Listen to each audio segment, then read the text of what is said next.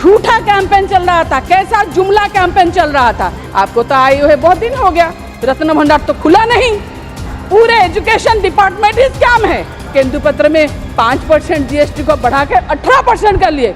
मैं आभारी हूँ मेरे सभापति नवीन पटनायक जी का, जो मुझे आज ये सदन में भेजे और मैं यहाँ उड़ीसा को रिप्रेजेंट कर पा रही हूँ। राष्ट्रपति जी उड़ीसा से बिलोंग्स करते हैं, ये हमारे लिए बहुत बड़ी गर्व की बात है। और वो ट्राइबल्स को भी बिलोंग्स करते हैं, ये और भी बड़ी बात है। मैं उनके अभिभाषण को बस कोट अनकोट कर रही हूँ, जो 3 नंबर में पारा 3 में महामहिम राष्ट्रपति जी ने बोला, दुनिया देख रही है कि भारत के लोग ने लगातार तीसरी बार स्थिर और स्पष्ट बहुमत की सरकार बनाई है। मुझे कहीं ना कहीं लग रहा है सर, राष्ट्रपति जी शायद जो लोकमत है, जो जनमत है, उनसे वाकिफ नहीं है। क्योंकि ना ही स्थिर सरकार है, ना ही पता नहीं स्थिर सरकार कब तक चलेगा, ना ही ये बहुमत की सरकार है। ये कैसा चलेगा? हाथ में बैसाखी लेकर ही ये चलेगा। ये अगर देखा जाए एनडीए नहीं है, ये एनएनडीए सरकार है। क्या नीतीश नायडू जो है वो उनके साथ में ही अलायंस करके ये सरकार चल रहा है। जब मैं राष्ट्रपति के अभिभाषण के बिंदुओं को टच करूंगी, उससे पहले मैं ओडिशा के बारे में कुछ कहूंगी, क्योंकि महामहिम राष्ट्रपति ने बहुत अच्छे से बोला कि लोकसभा का चुनाव हुआ, बहुत अच्छे से हुआ और सब अच्छे बोले, जैसे कि सब हमको सब हरा भरा और गुलाबी लगा। सुनने के लिए तो ऐसा ही लगा, मगर अगर देखा जाए तो आंकड़ा कहीं है और सच्चाई कहीं और थी। क्योंकि जब इलेक्शन हो रहा था, मैं किसी और राज्य के बारे में बोलूं ना बोलूं, सबको मालूम है, जो लोग हमको यहाँ से देख रहे हैं ये सबको मालूम है किस तरह से कैंपेन चल रहा था। मैं मेरी ओडिशा के बारे में बोलूंगी, किस तरह से कैंपेन चल रहा था जब इलेक्शन हो रहा था, कैसा झूठा कैंपेन चल रहा था, कैसा जुमला कैंपेन चल रहा था। मैं ये कहना चाहती हूँ, क्योंकि जब मैं मेरे सभापति नवीन पटनायक जी को अच्छी तरह से जानती हूँ, मैं क्या सारी भारतवर्ष जानते हैं वो किस तरह का इंसान है, वो कैसे सेंसिटिव इंसान है, वो कैसे हम्बल इंसान है, किस तरह से। ऐसे नहीं है, बहुत सारी टॉपिक में हम लोगों ने सपोर्ट भी किया है, क्योंकि अनकंडीशनल सपोर्ट भी किया है जिसमें देश का भलाई हो। मगर अगर देखा जाए क्या हुआ, जब निर्वाचन हुआ, जब कैंपेन शुरू हुआ, तो फिर उनका तबीयत को लेके मुझे बोलना नहीं चाहिए। माननीय प्रधानमंत्री जी अपनी गरिमा भी भूल गए। वो बोले नवीन पटनायक जी का तबीयत ठीक नहीं है, वो बंदी बना के जैसे रखा हुआ है। हम लोग अगर सरकार को आएंगे तो नवीन पटनायक जी का हेल्थ का चेकअप करेंगे और एक कमेटी बनाएंगे और नवीन पटनायक को उसमें वो कमेटी जाके नवीन पटनायक जी का तर्जमा करेगा।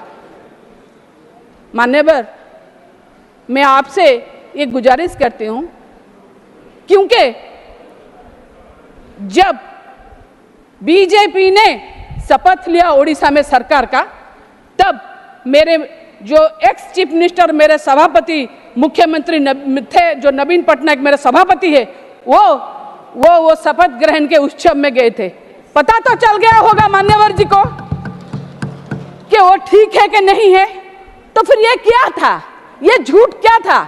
मतलब आप झूठ बोलो, झूठ के ऊपर झूठ बोलो और झूठ को सच करने के लिए और झूठ बोलो, यही है कैंपेन आपका। मैं और एक बात बोलना चाहूंगी कि देखिए, आपने जो बात बोला उड़ीसा के लोग सब याद रखे हैं, याद रखेंगे और आज नहीं तो कल इसका जवाब देंगे। क्या आपने बोला? रत्न भंडार, हमारे जो जगन्नाथ जी का रत्न भंडार है, वो रत्न भंडार का चाबी तमिलनाडु ने तमिलनाडु ले लिया। मगर अगर देखा जाए, जो हमारे आद्य सेवक गजपति महाराज जी है, वो क्या बोले? चाबी सही सलामत है। फिर क्या हुआ? आप क्यों ऐसे बोले? तमिलनाडु चला गया। इसके लिए आपको माफी मांगना चाहिए। ये इलेक्शन के लिए, प्रचार के लिए कुछ भी ना बोलिए। और फिर आपने वादा किया रत्न भंडार को आएंगे तो 6 दिन में 8 दिन में खुलवा देंगे। आपको तो आए हुए बहुत दिन हो गया, रत्न भंडार तो खुला नहीं, रत्न भंडार तो खुला नहीं। क्या ये भी एक जुमला था? ये भी एक जुमला था। और एक बात है, आपने बोला जब हम सरकार में आएंगे 4 द्वार, पूरी के 4 द्वार होते हैं, 4 द्वार खोल देंगे। आपने 4 द्वार खोल भी दिया, मगर उसके बाद क्या हुआ? फिर आपने जो 4 द्वार खोला वहां पर स्टैंपेड हुआ, फिर इतना आनाकानी हुआ, इतना लॉ एंड ऑर्डर सिचुएशन हुआ, उसके कारण चलते आपने 3 द्वार में एग्जिट करने के लिए छोड़ा और 1 द्वार में एंट्री करने के लिए छोड़ा। ये कहाँ का बात हुआ? हमारे ओडिया में बोलते हैं जथा पूर्वम तथा परम। आपके नजर में वो 4 द्वार खुला, मगर सच में देखा जाए तो 1 द्वार खुला। महामहिम राष्ट्रपति जी बोले 19th नंबर में, मेरी सरकार देश के हर युवक को बड़े सपने दिखने और उन्हें साकार करने के लिए जरूरी माहौल बनाने में जुटी है। कैसा जरूरी माहौल बनाने में जुटी है? कैसा युवक लोगों का सपने पूरा करते हैं? ये नीट स्कैम करके लाखों युवक और युवती जो छात्र छात्री है, ये नीट स्कैम में कितने मुश्किल में वो लोग हैं। ये एक ही स्कैम नहीं है, ये एक स्कैम से पता चल गया पूरे एजुकेशन डिपार्टमेंट ही स्कैम है। ये एक स्कैम नहीं है।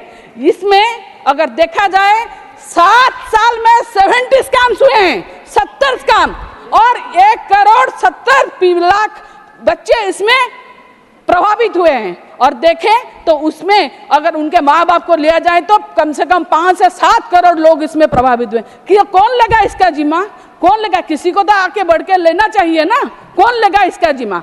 आप अगर बोलेंगे कि हम सही चला रहे हैं, युवक और युवती को आगे बढ़ा रहे हैं, यही आपका आगे बढ़ाना, मैं तो आपके माध्यम से दाबी रखूंगी कि जो नीट का एनटीए जो कर रहा है, जो क्वेश्चन पेपर लीक हो रहा है, इसके लिए एक तदन कमिटी बैठाइए और वो भी सुप्रीम कोर्ट के तत्वावधान में, क्योंकि अपेक्स बॉडी में ना मेरा विश्वास है ना किसी का शायद विश्वास है, ये आपको भी पता है, बोलने का कोई जरूरत नहीं है।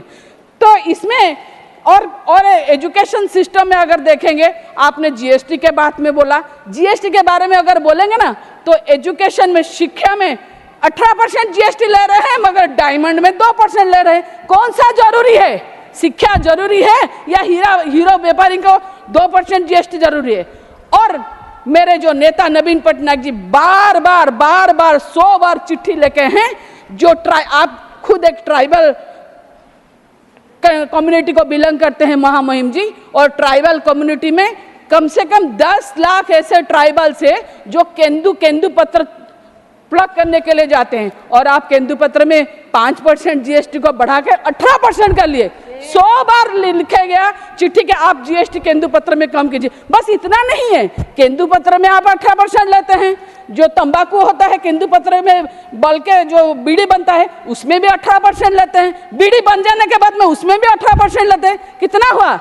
54 हुआ। आप 1 रुपए में 54 पैसा ले जाते हैं। यही है सरकार का। और फिर मैं बोलूंगी, आप बोल रहे हैं रेलवे के बारे में, रेलवे में आप बुलेट ट्रेन के बारे में बोल रहे हैं। मुझे कहते हुए यहाँ बहुत दुख हो रहा है, क्योंकि रेलवे में 8 जिला, उड़ीसा के 8 जिला को रेलवे के एक लाइन भी नहीं टच किया। क्यों? क्या हुआ? उड़ीसा अगर देखा जाए बहुत सारा रेवेन्यू देती है रेलवे को, 8 जिला अभी तक रेलवे टच भी नहीं किया। ऊपर से अगर देखा जाए, जो मेरे एक्स चीफ मिनिस्टर है वो बार बोले हैं 50% काम के लिए देंगे, जगह फ्री में देंगे, मगर आज तक नहीं हो पाया। क्या सपने देखेंगे बुलेट ट्रेन का, जो लोग ट्रेन ही नहीं देखे? हमको ट्रेन, सब जगह के लिए ट्रेन चाहिए। और एक बात, ये हम बालेश्वर का तो बारे में देख ही चुके हैं, कहीं ना कहीं सेफ्टी के बारे में भी सोचना चाहिए आजकल रेलवे में, सेफ्टी के बारे में। और अगर देखें तो कंक्लूड, अगर 1 मिनट सर कंक्लूड, अगर हम देखें तो क्या ना रेलवे देखे, एनएच देखिए, एनएच जो हमारे उड़िया में और एक बात बोलते हैं, गोदोरा कोड़े जते माड़े से ते। क्यों बोली मैं ना, आप लोग बोलते हैं एक दिन में 39 किलोमीटर एनएच हो रहा है, मगर 55 एनएच जो हमारा अनुगुल, कटक अनुगुल है, संबलपुर है भैया अनुगुल, आज तक वो काम नहीं हो पाया। इसके लिए कौन जिम्मेदार है? कितने लोगों की जान गई है? कौन जिम्मेदार है?